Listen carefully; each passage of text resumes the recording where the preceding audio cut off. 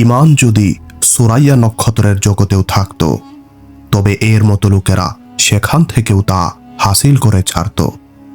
হযরত সালমান আল ফারসি রাদিয়াল্লাহু আনহু এর কাঁধে হাত রেখে প্রিয় নবী সাল্লাল্লাহু আলাইহি ওয়াসাল্লামের উক্তি। এ কাহিনী এমন একজন মানুষের, যিনি মহাসত্যের সন্ধানে প্রকৃত দিন ও সর্বশেষ নবীর খোঁজে অবিরাম ছুটেছেন এক স্থান থেকে অন্য স্থানে, যিনি মাসের পর মাস, বছরের পর বছর ভীষণ ব্যাকুলতা বুকে নিয়ে খোঁজে বেরিয়েছেন মহান প্রভুর সন্তুষ্টি লাভের সরল ও সোজা পথ। এ কাহিনী সালমান আল ফারসি রাদিয়াল্লাহু আনহু এর শ্বাসরুদ্ধকর জীবন যুদ্ধের। আল্লাহ তার প্রতি সন্তুষ্ট হন এবং তাকেও সন্তুষ্ট করুন। আমরা তার উপরই ছেড়ে দিচ্ছি নিজ জীবনের নানা ঘাত প্রতিঘাতময় এই কাহিনী তিনি নিজেই বর্ণনা করুন। এ বিষয়ে তার অনুভূতিই হবে সবচেয়ে বেশি শক্তিশালী এবং তার বর্ণনাই হবে সর্বাধিক সত্যাশ্রয়ী। সালমান আল ফারসি রাদিয়াল্লাহু আনহু আপন কাহিনীর সূচনায় বলেন, আমি ছিলাম একজন পারস্য তরুণ। মধ্য ইরানের ইস্পাহান নগরীতে জাইয়েন গ্রামে ছিল আমার বাস। আমার পিতা ছিলেন সেই গ্রামের সবচেয়ে বড় ধনী, সবচেয়ে বেশি সম্পদশালী। তিনি ছিলেন সেখানের প্রধান ব্যক্তি। সম্মান ও নেতৃত্বের সর্বোচ্চ আসনটি ছিল তারই দখলে। আমার যেদিন জন্ম হয়, সেদিন থেকেই তিনি আমাকে ভালোবাসতে থাকেন পাগলের মতো। তার এই ভালোবাসা সময়ের সঙ্গে সঙ্গে বাড়তেই থাকে। এমনকি একসময় কাল্পনিক বিপদ আপদের আশঙ্কায় কুমারী তরুণীদের মতো আমার জন্য বাড়ির বাহিরে বের হওয়া নিষিদ্ধ করে দিলেন। বাপ দাদার ধর্মের অনুসারী হিসেবে অগ্নি উপাসনার ধর্মীয় জ্ঞান অর্জনে আমি প্রচুর সাধনা ও পরিশ্রম করি। সেই ধর্মের বিধিবিধান আগ্রহের সঙ্গে মেনে চলায় চারদিকে আমার প্রচুর সুখ্যাতি ছড়িয়ে পড়ে এবং উন্নতির ধারাবাহিকতায় একসময় উপাসনালয়ের প্রধান হিসেবে পূজার অগ্নি দিন রাত প্রজ্বলিত রাখা, এক মুহূর্তের জন্য নিভতে না দেওয়ার গুরুদায়িত্ব আমার কাঁধেই ন্যস্ত করা হয়। আমার পিতার ছিল বিশাল ভূ সম্পত্তি, যা থেকে আমরা প্রচুর ফসল পেতাম। সেই ফসল ও জমিনের দেখাশোনা এবং ব্যবস্থাপনার সকল কাজ তিনি নিজে নিজেই করতেন। একবার জরুরি এক ব্যস্ততার কারণে পিতার পক্ষে ফসলের খেতে যাওয়া সম্ভব হচ্ছিল না। তাই তিনি আমাকে ডেকে বললেন, বেটা, দেখতেই পাচ্ছ ব্যস্ততার কারণে আজ আমার পক্ষে কোথাও যাওয়া সম্ভব হচ্ছে না। সুতরাং তুমি আজ আমার কাজটি সেরে এসো। তার নির্দেশ মতো আমি ক্ষেত খামার দেখাশোনার উদ্দেশ্যে বাড়ি থেকে বের হলাম। কিছু দূর পথ চলার পর সামনে পড়ল খ্রিস্টানদের একটি গির্জা। সেখানে তখন তাদের নামাজ ও প্রার্থনা চলছিল। সেই আওয়াজ আমার কানে আসতেই আমি ভীষণভাবে সেদিকে আকৃষ্ট হয়ে পড়লাম।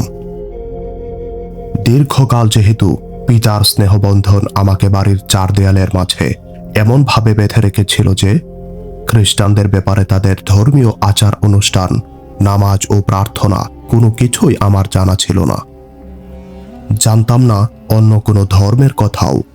তাই তাদের প্রার্থনার আওয়াজ আমার কানে আসতেই আমি ঢুকে পড়লাম সেখানে, তারা কি করছে তা দেখতে।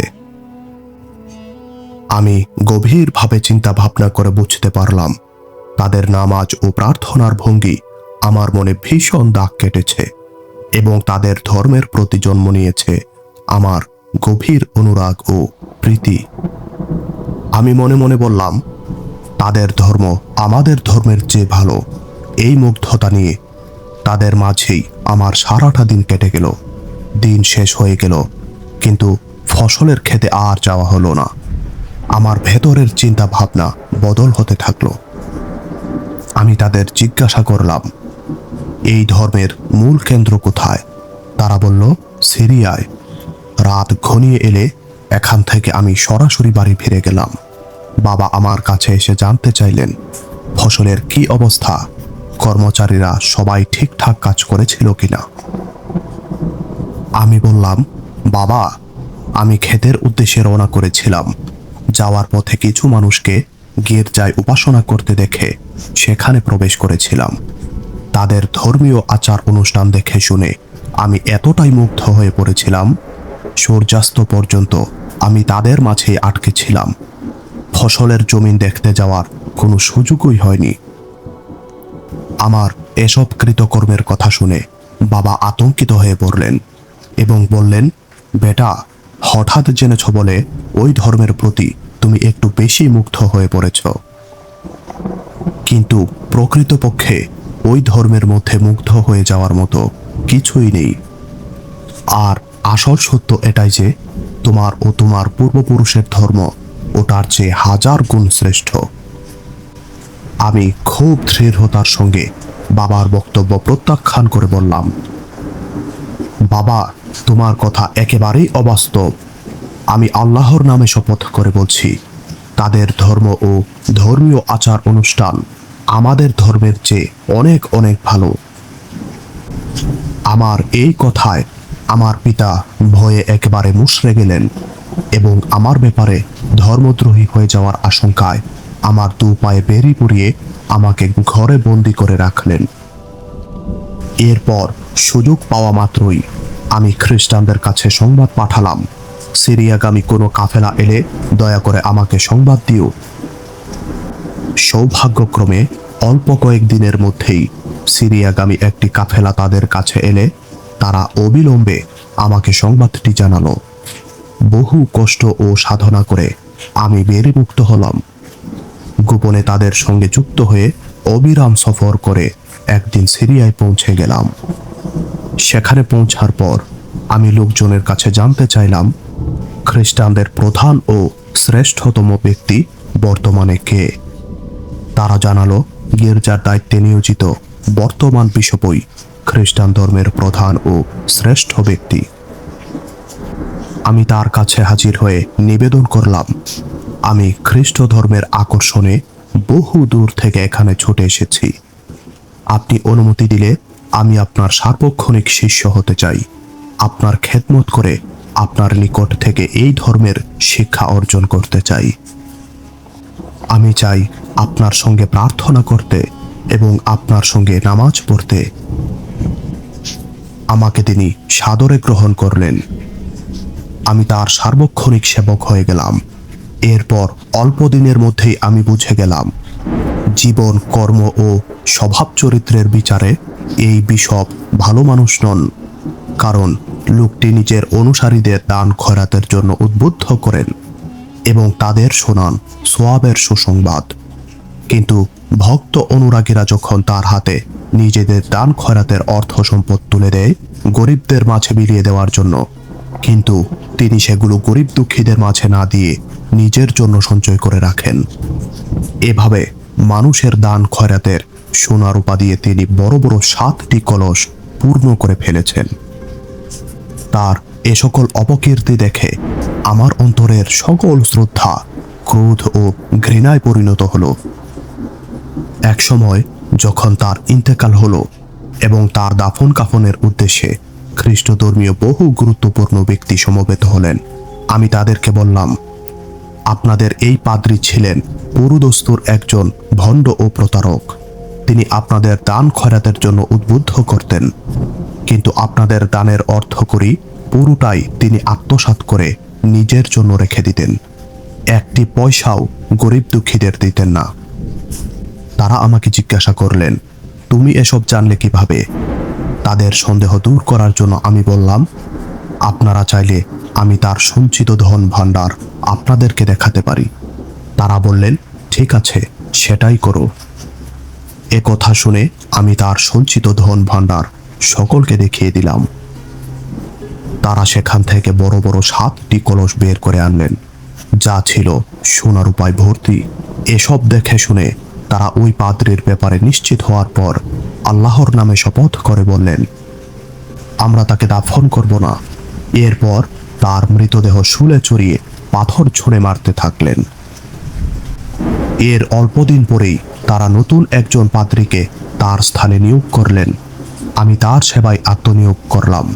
আমি দেখলাম এই নতুন পাদ্রী দিন রাত ইবাদতে মগ্ন হয়ে থাকেন।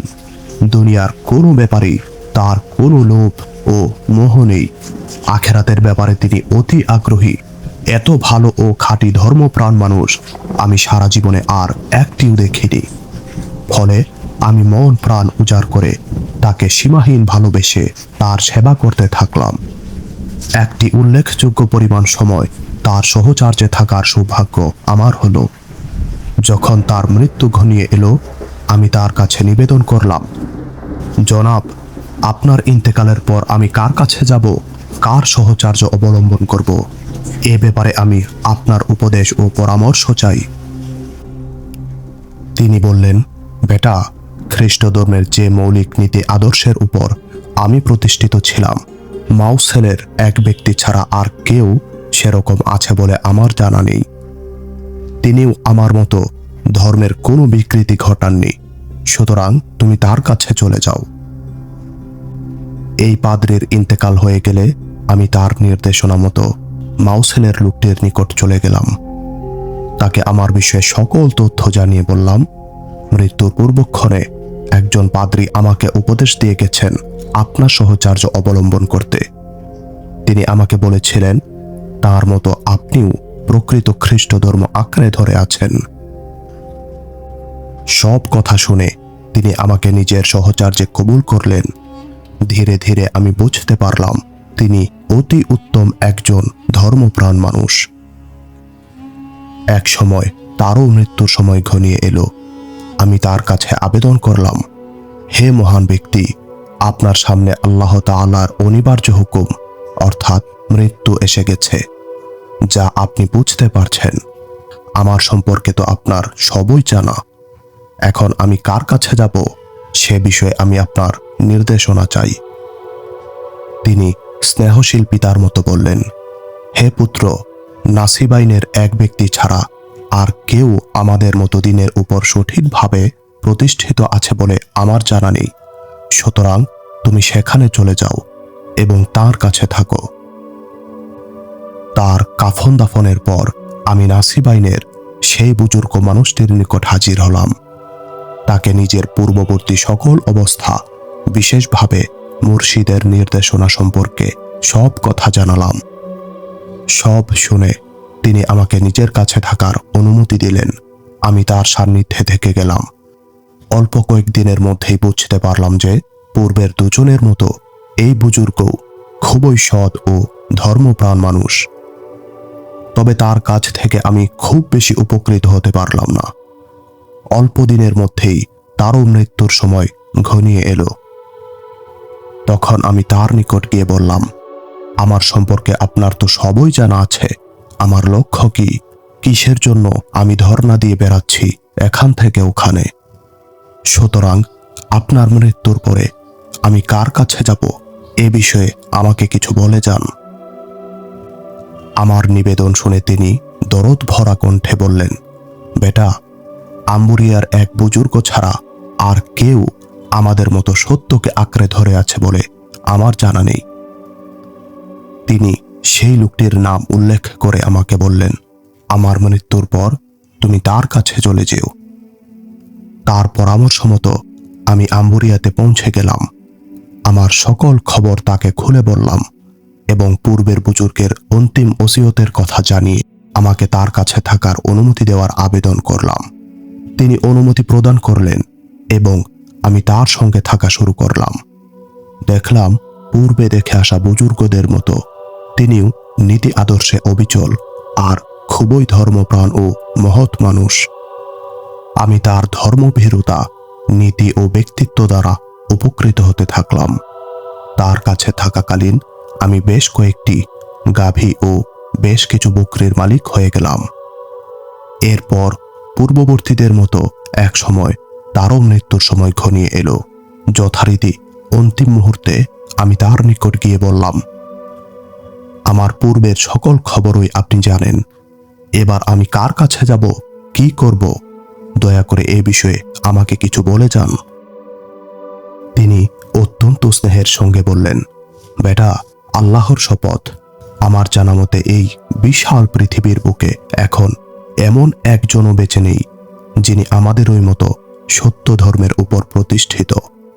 তবে আশার কথা এই যে খুব শিগগিরই আরব ভূমিতে আত্মপ্রকাশ করবেন ইব্রাহিমী ধর্মের অনুসারী এক মহান নবী, যিনি নিজ জন্মভূমি থেকে হিজরত করবেন খেজুর বাগান শোভিত অঞ্চলে, যা হবে কালো কালো পাথরে ঘেরা দুই প্রান্তরের মাঝে অবস্থিত।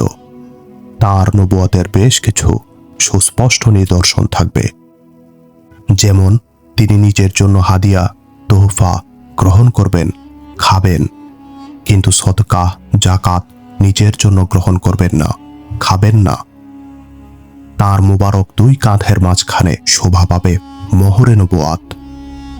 পাদ্রী তার কথা শেষ করলেন এই বলে, বেটা, যদি তোমার পক্ষে সম্ভব হয় তাহলে আমার মৃত্যুর পর সেই অঞ্চলে গিয়ে তার সঙ্গে মিলিত হইও। অতঃপর তার মৃত্যু হয়ে গেল। আমি বেশ কিছুদিন আম্বুরিয়াতেই থেকে গেলাম। এরই মধ্যে আরবের কালব গোত্রের এক বাণিজ্য কাফেলার সঙ্গে আমার সাক্ষাৎ হলো। আমার জন্য বিরাট সুবর্ণ সুযোগ। আমি তাদের কাছে প্রস্তাব দিলাম, তোমরা যদি আমাকে আরব দেশে পৌঁছে দিতে রাজি হও তাহলে আমার এই সব গাভী ও বকরি তোমাদের দিয়ে দেব। তারা সঙ্গে সঙ্গে রাজি হয়ে গেল। আমিও সঙ্গে সঙ্গে সেগুলো তাদের হাতে তুলে দিলাম। আমাকে সঙ্গী বানিয়ে তারা চলতে শুরু করলো। ওয়াদিল কুরায় মদিনা ও সিরিয়ার মধ্যবর্তী স্থানে পৌঁছার পর তারা আমার সঙ্গে গাদ্দারি করে বসল। জনৈক ইহুদির নিকট আমাকে বিক্রি করে দিল। কৃতদাস হিসাবে আমি এই ইহুদির চাকরি করতে থাকলাম। একদিন তার কুরাইজা বংশীয় এক চাচাতো ভাই তার সঙ্গে সাক্ষাৎ করতে এলো। তিনি ওই মালিকের নিকট থেকে আমাকে কিনে নিলেন এবং সঙ্গে করে নিয়ে গেলেন ইয়াসরিবে। সেখানে পৌঁছার পর আমি দেখলাম সেই খেজুর বাগানের দৃশ্য, যার কথা আমাকে বলেছিলেন আম্বুরিয়ার পাদ্রী। তার বর্ণনা অনুসারে বিভিন্ন বৈশিষ্ট্য মিলিয়ে মদিনাকে চিনতে আমার একটু ভুল হলো না। তখন থেকে নতুন ইহুদি মালিকের সঙ্গে মদিনাতেই আমার বসবাস শুরু হলো। রাসূল সাল্লাল্লাহু আলাইহি ওয়াসাল্লাম ততদিনে মক্কাতে মানুষকে আল্লাহর পথে দাওয়াত দেওয়া শুরু করে দিয়েছিলেন। কিন্তু গোলামীর জীবনের দুর্ভাগ্য আর দিন রাত মুনিবের কাজের ব্যস্ততার দরুন নবীজির কোনো খবরই আমি জানতে পারলাম না। তার সম্পর্কে আমি অন্ধকারেই থেকে গেলাম। এরপর তিনি মক্কা থেকে হিজরত করে মদিনায় পৌঁছে গেলেন। একদিন আমি মুনিবের খেজুর বাগানে একটি গাছের উপর চড়ে কাজ করছিলাম। আমার মুনিব সেই গাছের নিচেই বসা ছিলেন। এমনি মুহূর্তে তার কাছে এলেন তার এক চাচাতো ভাই এবং বললেন, আল্লাহ তাআলা মদিনার আউস ও খাজরাজ গোত্রকে ধ্বংস করুন। তারা এখন কুবাতে সমবেত হয়েছে একটি লোককে কেন্দ্র করে, যিনি আজই মক্কা থেকে এসেছেন এবং যিনি নিজেকে নবী বলে দাবি করে থাকেন। দীর্ঘ প্রতীক্ষিত এই সংবাদ আমার কানে ঢোকা মাত্রই আমার শরীরে যেন জ্বর এসে গেল। সারা দেহে প্রচণ্ড কাঁপুনি শুরু হলো। আমি ব্যাকুল ও অস্থির হয়ে পড়লাম। আমার আশঙ্কা হলো হয়তো আমি এখনই মনিবের মাথার উপর পড়ে যাব। অতি দ্রুত গাছ থেকে নেমে ওই লোকটিকে জিজ্ঞাসা করলাম, আপনি কি যেন বলছিলেন, আরেকবার বলুন তো। আমার মনিব ভীষণ ক্ষেপে গেলেন এবং খুব জোরে আমাকে একটি ঘষে মেরে বললেন, আরে এটা নিয়ে তোর মাথা ব্যথা কেন? যা, তোর কাজে যা। সন্ধ্যা ঘনিয়ে এলে আমি নিজের জমানো কিছু খেজুর নিয়ে রাসূল সাল্লাল্লাহু আলাইহি ওয়াসাল্লামের উদ্দেশ্যে বেরিয়ে পড়লাম। তার সম্মুখে হাজির হয়ে বললাম, আমি জেনেছি আপনি খুবই ভালো মানুষ। আপনার সঙ্গী সাথীরা দেশ ছেড়ে এসে খাদ্য ও অর্থের অভাবে পড়ে গেছেন। আমার কাছে এই সাদাকার খেজুরগুলো ছিল। আমার মনে হলো আপনারাই এর বেশি হকদার। এই বলে আমি তার সম্মুখে খেজুরগুলো রেখে দিলাম। তিনি সাহাবীদের বললেন, এই নাও, তোমরা খেজুরগুলো খাও। নিজে একটি খেজুরও খেলেন না, সবই সঙ্গীদের দিয়ে দিলেন। এটা দেখে আমি মনে মনে বললাম, যাক, একটি আলামত মিলে গেল। এরপর আমি ফিরে এলাম আবার খেজুর জমানো শুরু করলাম। রাসূল সাল্লাল্লাহু আলাইহি ওয়াসাল্লাম যখন কুবা থেকে মদিনায় এসে গেলেন, আমি তার খেদমতে আবার হাজির হয়ে বললাম, প্রথমবার বুঝতে পেরেছি আপনি সদকার খাদ্য খাবার নিজে গ্রহণ করেন না। এজন্য আপনার প্রতি ভক্তি ও ভালোবাসার নিদর্শন স্বরূপ হাদিয়া হিসাবে এই খেজুরগুলো নিয়ে এসেছি। এবার তিনি নিজেও খেলেন এবং সঙ্গীদেরও নিজের সঙ্গে খেতে বললেন। আমি মনে মনে বললাম, দ্বিতীয় আলামতটাও মিলে গেল। এরপর আমি রাসূল সাল্লাল্লাহু আলাইহি ওয়াসাল্লামের সঙ্গে সাক্ষাৎ করলাম মদিনার বিখ্যাত কবরস্থান বাকিউল গারকাতে। সেখানে তিনি একজন সাহাবীর দাফন কাজে অংশগ্রহণ করেছিলেন। আমি দেখলাম তিনি বসে আছেন, তার শরীরে ছিল মোটা দুটি চাদর। আমি প্রথমে তাকে সালাম দিলাম, এরপর তার মোবারক পিঠের দিকে তাকিয়ে পেছনে এসে দাঁড়ালাম, যেন আম্বরিয়ার পাদ্রীর বর্ণিত সেই মোহরে নবুয়াত দেখতে পাই। রাসূল সাল্লাল্লাহু আলাইহি ওয়াসাল্লাম যখন আমাকে বারবার তার পিঠ মোবারকের দিকে তাকিয়ে থাকতে দেখলেন, তিনি আমার মতলব বুঝে ফেললেন। তিনি পিঠ মোবারক থেকে চাদর ফেলে দিলেন। এবার তাকাতেই আমি নবুয়াতের মোহরটি দেখতে পেলাম। সকল নিদর্শন মিলে যাওয়ার ফলে সব সংশয় দূর হয়ে গেল। আমি নবীকে চিনে ফেললাম এবং নিচু হয়ে সেখানে চুমু দিয়ে আনন্দে কাঁদতে থাকলাম। রাসূল সাল্লাল্লাহু আলাইহি ওয়াসাল্লাম আমার অবস্থা দেখে বিস্ময়ের সঙ্গে জিজ্ঞেস করলেন, তোমার ব্যাপার কি বলো তো? আমার পুরো কাহিনী তাকে শোনালাম।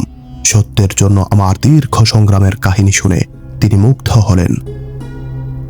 তার আগ্রহের কারণে তার সাহাবীদেরও নিজ মুখে আবার আমার পুরো কাহিনী শোনাতে হলো। তারাও শুনে ভীষণ বিস্মিত এবং মহা খুশি হলেন। সালাম ও অভিবাদন সালমান আল ফারসির প্রতি, যেদিন তিনি সত্যের সন্ধানে অবিরাম সাধনা ও সংগ্রামের দৃঢ় সংকল্প করেছিলেন। সালাম ও অভিবাদন সালমান আল ফারসির প্রতি, যেদিন তিনি সত্যকে চিনে তার প্রতি সুদৃঢ় ঈমান এনেছিলেন। সালাম ও অভিবাদন তার প্রতি, যেদিন তার ইন্তেকাল হয়েছে এবং পরকালে যেদিন তার পুনরুজ্জীবন হবে। আল্লাহ তাআলা তার প্রতিও সন্তুষ্ট হন এবং তাকেও সন্তুষ্ট করুন। আমিন।